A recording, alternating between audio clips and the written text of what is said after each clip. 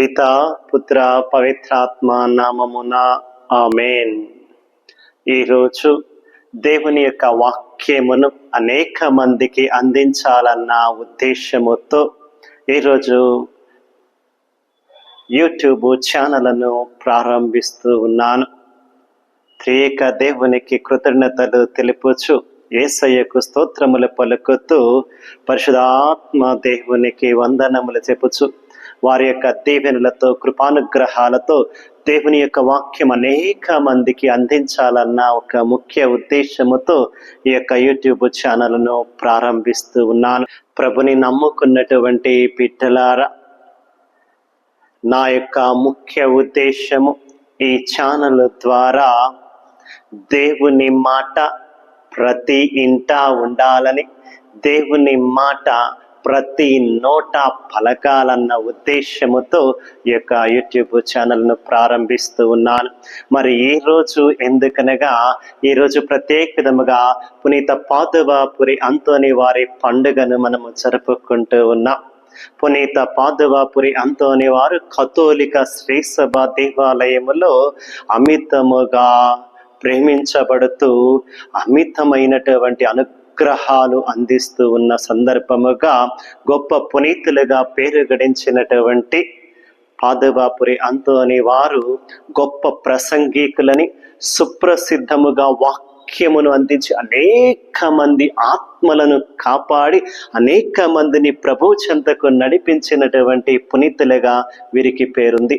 అంత గొప్ప పునీతుల నుండి స్ఫూర్తి పొందుకొని వారి వాళ్ళై నేను కూడా కొద్ది మందినైనా ప్రభు చెంతకు నడిపించాలని, వారి వలె దేవుని యొక్క వాక్యాన్ని అనేక మందికి అందించాలన్న ఉద్దేశముతో ఈ యొక్క యూట్యూబ్ ఛానల్ను ప్రత్యేకంగా ఈ రోజును ప్రారంభిస్తూ ఉన్నాను.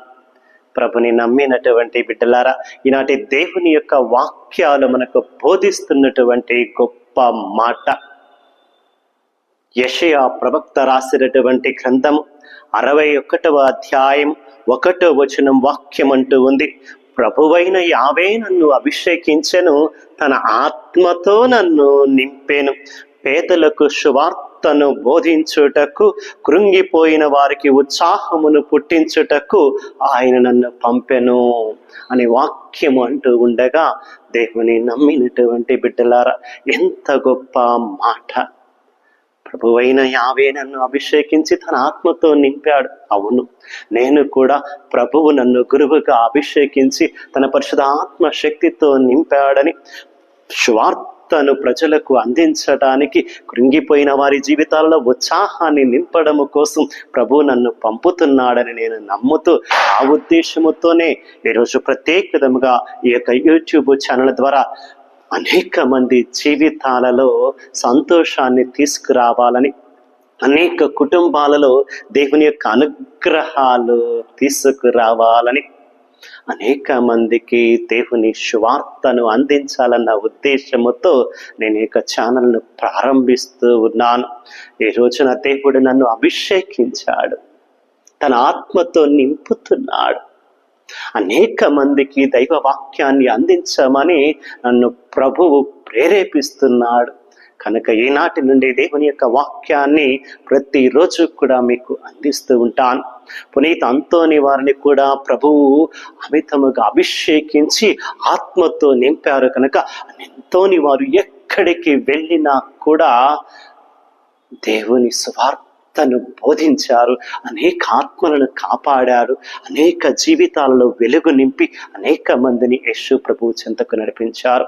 యేసు ప్రభుని యొక్క వాక్యము పలుకుతూ ఉన్నటువంటి మాట మనము మార్కు సువార్తలో కూడా 16వ అధ్యాయం 15వ వచనములో ప్రభువు ఈ లోకమును విడిచి తండ్రి వద్దకు వెళ్ళిపోతూ చివరిగా తన శిష్యులతో ఒక మాట అంటూ ఉంటాడు.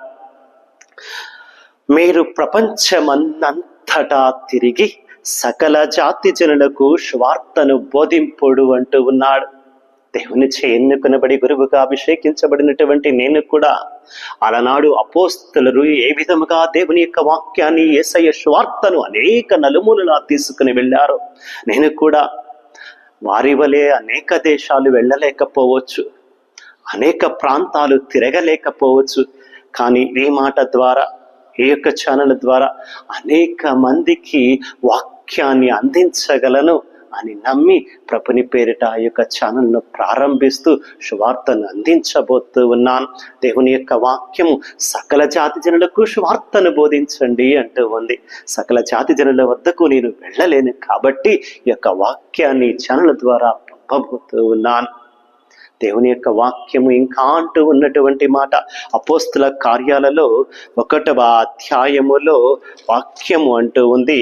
8వ వచనము కనుక మనము చూస్తే, పవిత్రాత్మ మీ పైకి వచ్చినప్పుడు మీరు శక్తిని పొందుదురు కనుక మీరు యెరూషలేములోను యూదయ సమరయ సీమలయందు అంతటను భూగు దిగంతముల వరకును నాకు సాక్షులై ఉందరు అని వాక్యం అంటుంది.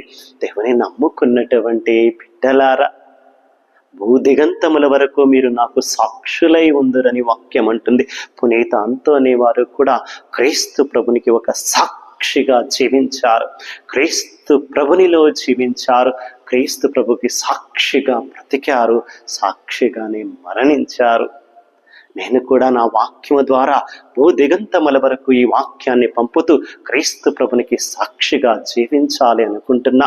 అనేక మంది జీవితాలలో సంతోషాన్ని తీసుకువస్తూ అనేక కుటుంబాలలో దేవుని అనుగ్రహాలు ఈ వాక్యము ద్వారా పొందుకుంటారని నమ్ముచూ ఉన్నాను. అందుకే క్రీస్తుకు సాక్ష్యము పలకటానికి, ఆయన వాక్యానికి సాక్షిగా ఉండటానికి, క్రీస్తు ప్రభుని సువార్తను అనేక మందికి అందించాలని నేను తపన పడుతూ ఉన్నాను. దేవుని యొక్క వాక్యము ఇంకా ఘోషిస్తూ ఉన్నటువంటి మాట కొరింథీయులకు రాసినటువంటి మొదటి లేఖలో పౌలు గారు ఒక చక్కని మాట అంటూ ఉన్నారు. 9వ అధ్యాయము 16వ వచనములో వాక్యం అంటూ ఉంది, సువార్తను బోధించుచున్నంత మాత్రమున నాకు గొప్పలు చెప్పుకొను హక్కు లేదు. నిజమునకు సువార్తను ప్రకటించుటకే నేను ఆజ్ఞాపించబడితేని కనుక సువార్తను బోధింపకున్నచో నా పరిస్థితి ఎంత దారుణమగును అంటూ ఉన్నారు పౌలు గారు. అందుకే సువార్త బోధనకై తన జీవితాన్ని అంకితము చేశారు పౌలు గారు. సువార్త సేవలు అనేక శ్రమలు అనుభవించవలసి వచ్చినా వెనకాడక సువార్తను ముందుకు తీసుకెళ్ళి అనేక మందికి యేసు ప్రభుని సువార్తను అందించగలిగారు. పితా పుత్ర పవిత్రాత్మ నామమున ఆమేన్.